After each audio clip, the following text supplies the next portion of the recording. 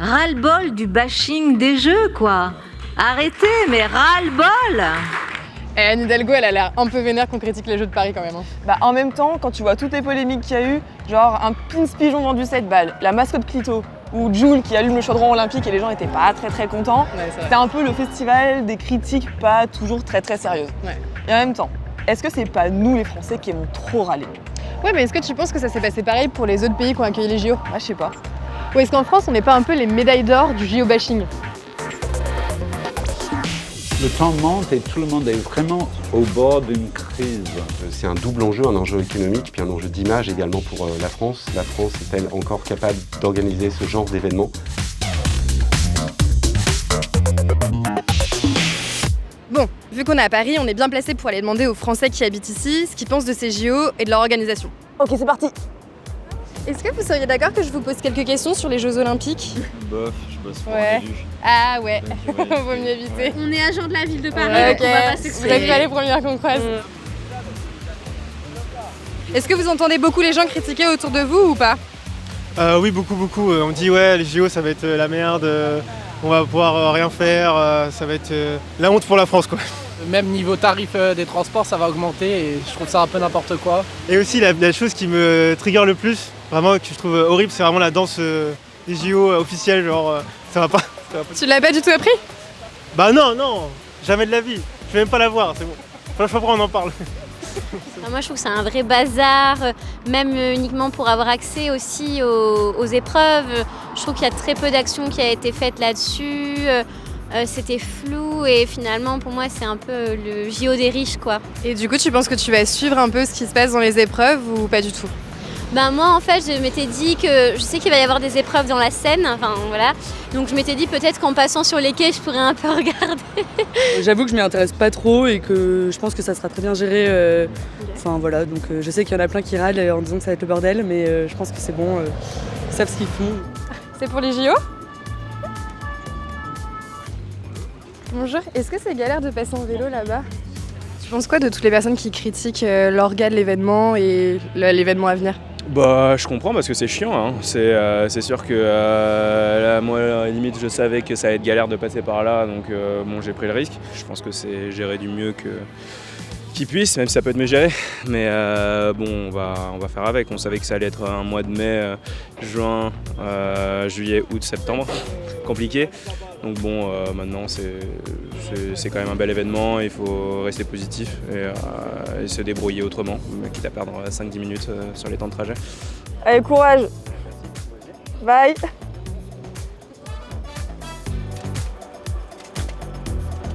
Are you happy to be in Paris?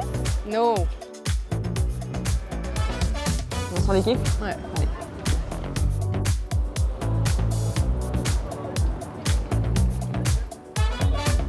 C'est vrai qu'à Paris, on ressent les effets de l'organisation des JO. En même temps, là, on est début juin, on est sur les champs, c'est bloqué, et Concorde, ça ressemble à ça actuellement. Donc c'est logique que ça râle pas mal. Surtout que certaines de ces polémiques dont on a parlé ces derniers mois s'inscrivent dans un contexte social plutôt tendu, on va dire. Ouais, il y a eu pas mal de scandales quand même, du genre le bénévolat qui sera en fait du salarié déguisé, les étudiants virés du Crous, les personnes en situation de précarité expulsées. Elle serait presque 12 500 selon le collectif Le Revers de la Médaille, c'est énorme. Mais tu penses que tout ça, on en parle en dehors de la France? Je sais pas trop. Tu sais quoi? On a des collègues un peu partout en Europe, je pense que le mieux c'est de leur demander en vrai.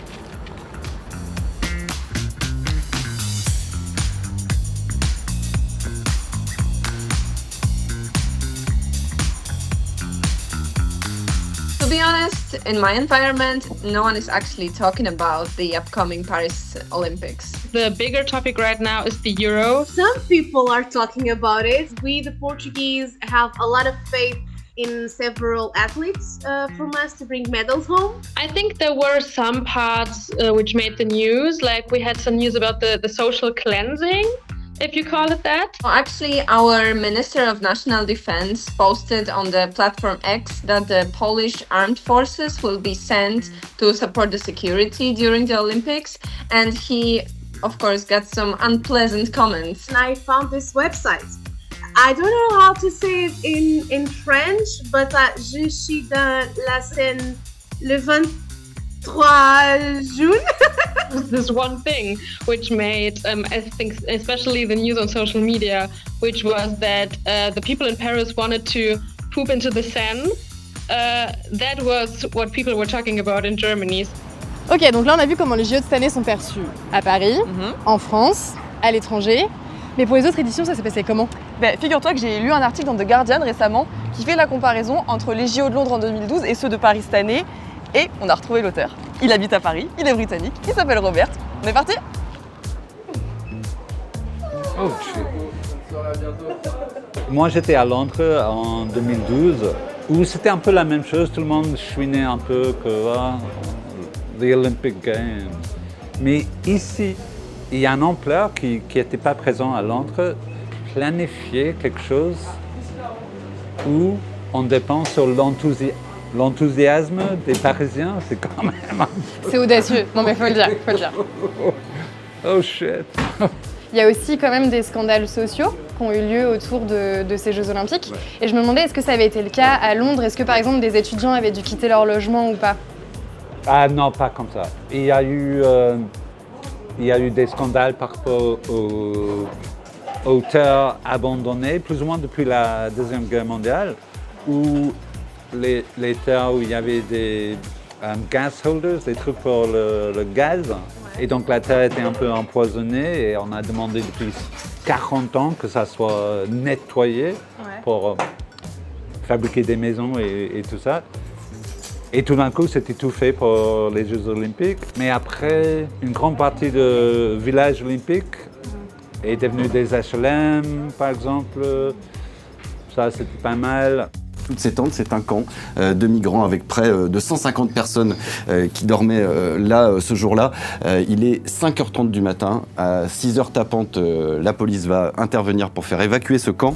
Le truc de vider les rues des SDF, moi j'étais très fier des Parisiens qui, depuis les débuts, quand on a commencé à parler de ça, ils ont été dégoûtés, mais dégoûtés, parce que ça se fait pas. C'est une espèce de fausse fierté. Ah, mais regardez, il n'y a aucun SDF, on n'a pas de clochard ici. Et les Parisiens n'acceptent pas ça, parce qu'on a un mépris pour l'euphémisme. Non, c'est pas comme ça la vie. Paris, c'est une ville avec des SDF. Et ça, il n'y aurait pas eu les mêmes réactions à Londres? On n'a pas essayé comme ça parce que c'est pas sympa. Nous, on est sentimental, vous êtes digne.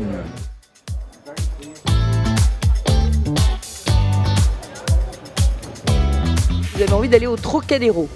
Pas de chance. Pour ceux qui le peuvent, plus de télétravail, prendre ses congés plus tôt pendant cette période qu'avant ou après. Bien sûr, toutes les vies. Et le ticket de métro passera à 4 €. Site de compétition Paris 2024. Paris 2024 competition session. Avec Robert, on a parlé de comment les Londoniens voyaient leur JO avant qu'il n'ait lieu. Mais pendant l'événement en tant que tel, comment ça s'est passé? Est-ce qu'il y avait encore des polémiques et des scandales ou est-ce que les médailles et les victoires des athlètes ont fait oublier totalement tout ça? Eh bien, on va poser la question à Benoît Perrochet, il est journaliste à France 24 en charge des JO. Allez, on y va. Ah oui, il travaille bien.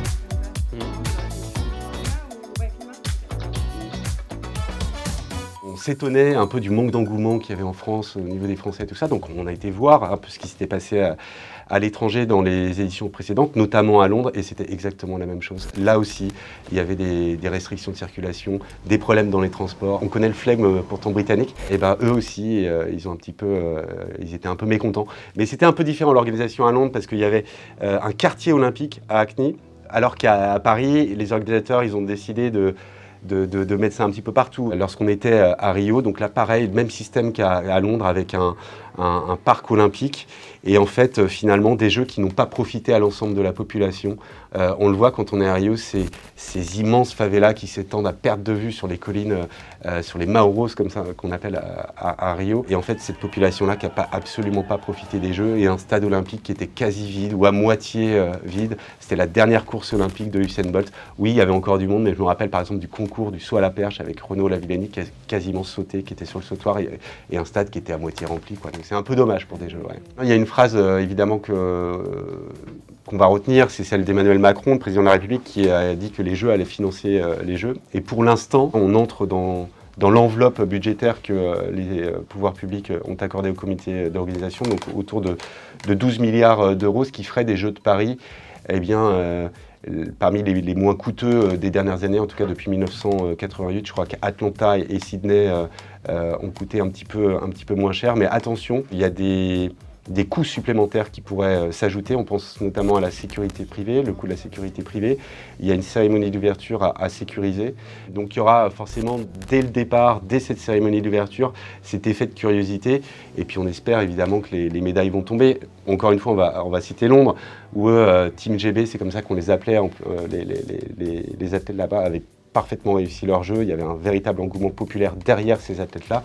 Et on espère évidemment pour les athlètes français qui eux se préparent dans l'ombre maintenant depuis des mois, que le public sera évidemment derrière. Et la fièvre olympique, moi je l'ai vécu à Londres, notamment, où c'est extraordinaire, franchement c'est extraordinaire. Donc là voilà, il y a eu Londres, il y a Rio où c'était plus particulier, et encore plus particulier évidemment à Tokyo où on était dans un contexte Covid. On retrouve une ambiance JO et j'espère que les Français vont jouer le jeu. Donc t'as plus hâte, mais t'as hâte. Ouais, j'ai hâte. T'inquiète. Finalement, à travers cette compétition, la France elle joue son image à l'international, mais aussi sa capacité à rassembler au niveau national. Sauf que toutes les retombées économiques, sociales et touristiques, en fait, il faudra des mois, voire des années pour que nous, les petits Français et Françaises, on en voit la couleur. Et toi, t'en penses quoi? Tu penses que ces jeux, ils peuvent finir mieux qu'ils ont commencé? Dis-nous en commentaire et abonne-toi. À la prochaine. Ok. Elle était bien, elle.